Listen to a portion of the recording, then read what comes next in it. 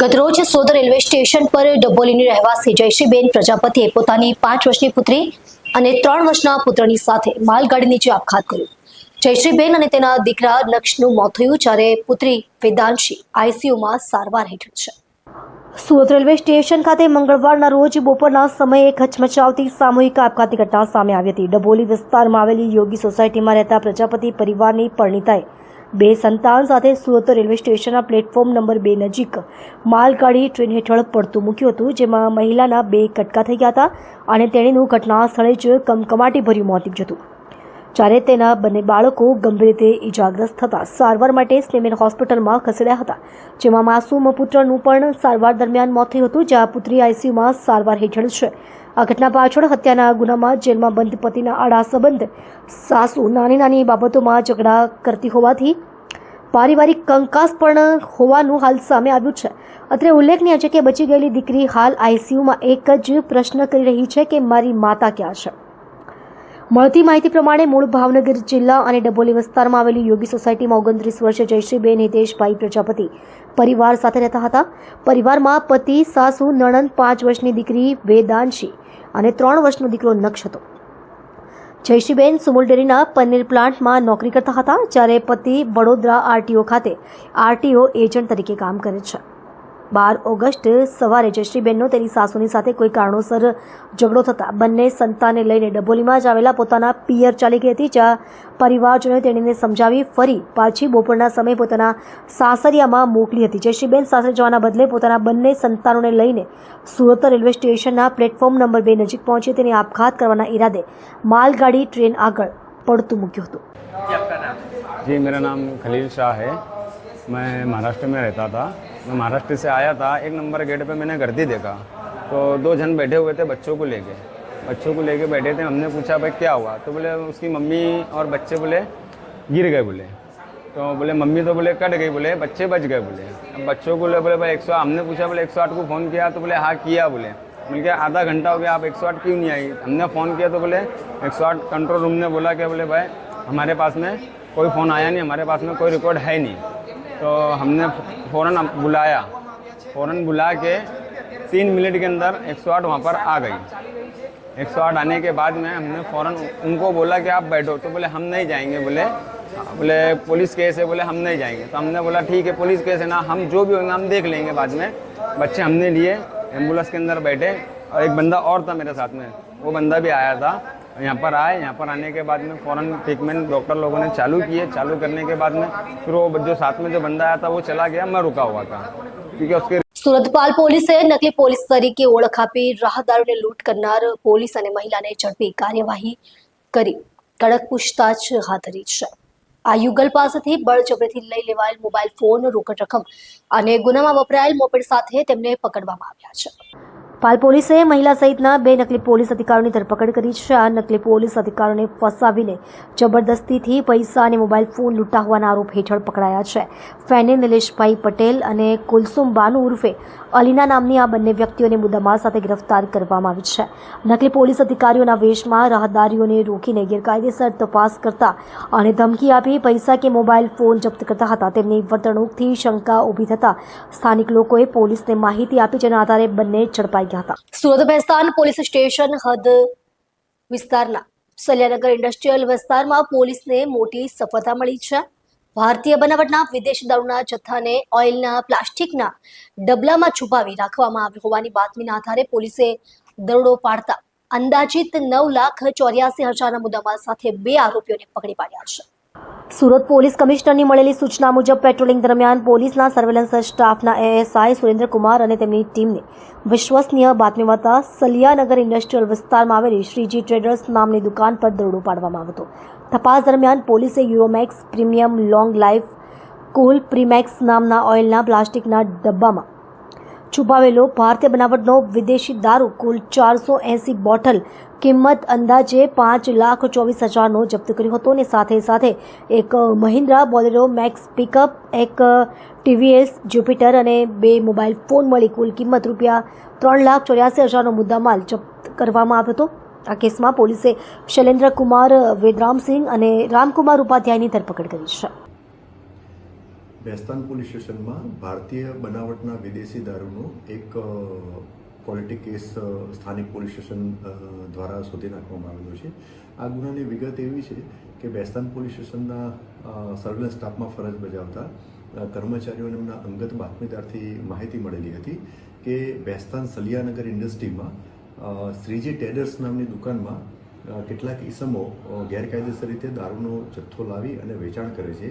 આ બાતમી આધારે ત્યાં રેડ કરવાની હોવાથી બેસ્તાન પોલીસ સ્ટેશનના પોલીસ ઇન્સ્પેક્ટર શ્રી અને સર્વેલન્સનો સ્ટાફ બાતમીવાળી જગ્યાએ જઈ અને રેડ કરતા એ શ્રીજી ટ્રેડર્સની દુકાનમાં 2 ઈસમો મળી આવેલા હતા અને ભારતીય બનાવટનો વિદેશી દારૂનો જથ્થો પણ મળી આવેલો હતો. આ ભારતીય બનાવટનો વિદેશી દારૂ એને પંચનામાની વિગતે કબજે કરવામાં આવેલો હતો, જેની કિંમત ટોટલ 5,24,000 થાય છે. અને તેની સાથે સાથે આ ભારતીય બનાવટનો વિદેશી દારૂ જે વહન જે કરેલો હતો એમાં જે ઉપયોગમાં લેવાયેલી હતી મહિન્દ્રા બોલેરો પિકઅપ વાહન, જેની કિંમત 4 લાખ અને એક ટીવીએસ જ્યુપિટર મોપેડ જેની કિંમત 50,000 અને 2 મોબાઈલ ફોન 10,000 એમ મળી અને કુલ 9,84,000નો મુદ્દામાલ તપાસ અર્થે કબજે કરવામાં આવેલો હતો. આ ગુનામાં જે સંડોવાયેલ 2 આરોપી જે છે, એક શૈલેન્દ્ર કુમાર વેદરામ સિંઘ જાતે સિંઘ અને એક રામકુમાર રામરાજ ઉપાધ્યાય, આ બંને આરોપીઓની પણ ગુનાવાળી જગ્યાએ હાજરી જણાઈ આવતા અને સંડોવણી જણાઈ આવતા તેમની પણ ગુનાની તપાસના કામે ધરપકડ કરવામાં આવેલી હતી. અને જે ભારતીય બનાવટનો વિદેશી દારૂ હતો એ અલગ અલગ બ્રાન્ડનો હતો અને એને એક યુરોમેક્સ પ્રીમિયમ લોંગ લાઈફ કુલન્ટ પ્રીમેક્સ એ ઓઇલના પ્લાસ્ટિકના ડબ્બામાં એને ભરવામાં આવેલો હતો. અને આ પ્લાસ્ટિકના ડબ્બામાં પણ અલગ અલગ ઓળખ થઈ શકે, એટલે કે કયા પ્લાસ્ટિકના ડબ્બામાં કયો વિદેશી દારૂનો જથ્થો જે છે એ ઓળખ થઈ શકે એના માટે C1, C2, C4, C5, C6 એમ અલગ અલગ ઉપર લેબલ પણ એમાં મારવામાં આવેલા હતા. તો આ રીતની મોડસ ઓપરેન્ડીથી આ ભારતીય બનાવટનો વિદેશી દારૂ એ સુરતમાં આવી અને વેચાણ કરતા હતા. બંને આરોપીઓની પૂછપરછમાં અને તપાસ દરમિયાન જે પુરાવા એકત્રિત કરવામાં આવેલા છે એમાં એવું ડિસ્ક્લોઝ થયેલું છે કે આ વિદેશી દારૂનો જથ્થો હતો એ તારાપુર બોઈસરથી ત્યાંથી આ વાહનમાં ભરી અને આપવામાં આવેલો હતો અને આ જે આરોપીઓ હતા એમને સુરત લઈ આવેલા હતા. ગુનાની તપાસ હાલમાં ચાલુ છે.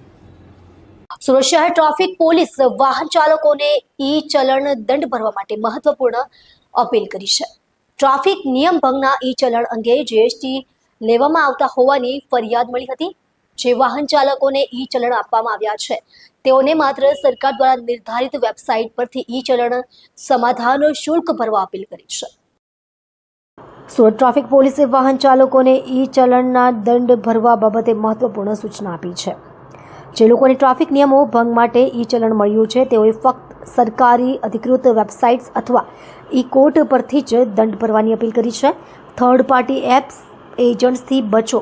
ઘણા ડ્રાઈવર્સ એજન્ટો કે અન્ય એપ્લિકેશન્સ દ્વારા ઈ ચલણ ભરતા હોય છે, પરંતુ આમાં વધારે ફી ચાર્જ થઈ શકે છે. સરકારી પોર્ટલનો ઉપયોગ કરો. બીજી કોઈ પણ વેબસાઇટ કે એપ્લિકેશન પરથી ઈ ચલણ ભરવું અસલામત હોઈ શકે છે. જો તમને ઈ ચલણ મળ્યું હોય તો સીધું સરકારી વેબસાઇટ પર જઈને પેમેન્ટ કરો. કોઈ પણ એજન્ટ, દલાલ કે ખાનગી એપ્લિકેશન પર ભરોસો ન કરો. વધારાની ફી ચૂકવવાથી બચો અને કાયદેસર પ્રક્રિયા અનુસરો. આ સૂચના ટ્રાફિક પોલીસ દ્વારા જાહેરમાં લોકહિતને ધ્યાનમાં રાખીને આપવામાં આવી છે. સરકાર દ્વારા જે વાહન ચાલકો વિરુદ્ધ ઈ ચલણ જનરેટ કરવામાં આવે છે ત્યારે ઘણા વાહન ચાલકો થર્ડ પાર્ટી એપ્લિકેશનનો ઉપયોગ પેમેન્ટ કરવા માટે કરતા હોય છે. દાખલા તરીકે કાર24 કે એ ટાઈપની. તો એમાં એ લોકો જે એપ્લિકેશન છે એની કંપની એના ઉપર સર્વિસ ચાર્જ અને જીએસટી ટેક્સ લગાડતી હોય છે. તો અમે પ્રજાને નાગરિકોને વિનંતી કરીએ છીએ કે એમને ગવર્મેન્ટની જે નિયત કરેલી જે લિંકમાં સાઇટ આપેલી હોય છે એના ઉપર જ પેમેન્ટ કરવું જોઈએ. તો આવા કોઈ ચાર્જીસ લાગશે નહીં. અને આ માટેનું અમે ઈ ચલણ વિભાગ જ્યાં છે ત્યાં પણ અમે અગાઉથી એક બોર્ડ તો ઓપ્શન માટે લગાવેલું જ છે કે તમે આ ઈ ચલણ પરિવહન .com અને વી-કોર્ટ્સની સાઇટ ઉપર જઈ અને જો દંડ ભરશો તો આમાં કોઈ આવી વધારાના ચાર્જીસ લાગશે નહીં. સુરત સિવિલ હોસ્પિટલ કેમ્પસમાં આવેલી જૂની બિલ્ડિંગના પરિસરમાં અચાનક બનેલી ઘટનાએ લોકોને હેબતમાં નાખ્યા. એક મહિલા કોઈ રીતે વિશાળ વૃક્ષ પર ચડી ગઈ અને ઊંચાઈ પર અટકી ગઈ, જ્યારથી તેણીને નીચે ઉતારવા માટે ફાયર બ્રિગેડની મદદ લેવી પડી હતી. સિવિલ હોસ્પિટલમાં મહિલા ઝાડ પર ચડી જતા હોહાપો મચી ગયો હતો. આ ઘટનાની જાણ થતાં સ્થાનિક લોકોએ ફાયર બ્રિગેડની સૂચના આપી. ફાયર ફાઇટર્સે તાત્કાલિક પહોંચીને મહિલાને સલામત રીતે નીચે ઉતારવા રેસ્ક્યુ ઓપરેશન હાથ ધર્યું હતું. લગભગ 1 કલાક સુધી ચાલેલી કાર્યવાહીમાં મહિલાને કોઈ ઈજા વગર બચાવી લેવામાં આવી. પોલીસે પ્રાથમિક તપાસમાં જણાવ્યું છે કે મહિલા માનસિક આઘાતના કારણે ઝાડ પર ચડી ગઈ હોઈ શકે છે. તેમને તાત્કાલિક મેડિકલ સહાય આપવામાં આવી છે. આ ઘટનાથી શહેરમાં સલામતી અને માનસિક આરોગ્ય પર ચર્ચા ફરી શરૂ થઈ છે. સુરત શહેર પીસીબી પોલીસે ₹7,42,000ના વિદેશી દારૂ સહિત 2 યુવકોની ધરપકડ કરી છે. છેક દિલ્હીથી સુરતમાં દારૂ ઘુસાડવાનો પ્રયાસ પીસીબી પોલીસે નિષ્ફળ કર્યો હતો. પોલીસે અલથાણના નિલેશ લાલોને વોન્ટેડ જાહેર કર્યો છે. ઉત્તરાયણ રંગોલી 4 રસ્તા નજીક પીસીબી પોલીસે દિલ્હીથી લાવેલો ₹7,42,000 મૂલ્યનો વિદેશી દારૂનો જથ્થા સહિત 2 યુવકોની ધરપકડ કરી છે. આ દારૂ અલથાણના નિલેશ ઉર્ફે લાલો અજમેરીએ મંગાવ્યો હોવાનું પોલીસે જાહેર કર્યું છે. નિલેશને વોન્ટેડ યાદીમાં ઉમેરવામાં આવ્યો છે.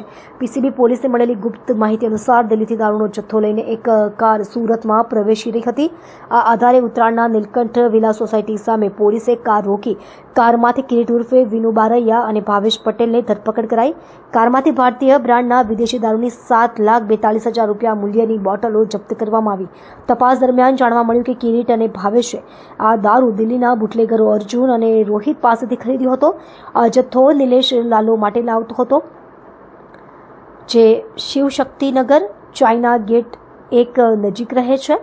પોલીસે નિલેશ સાથે દિલ્હીના બંને સપ્લાયર પણ વોન્ટેડ જાહેર કર્યા છે.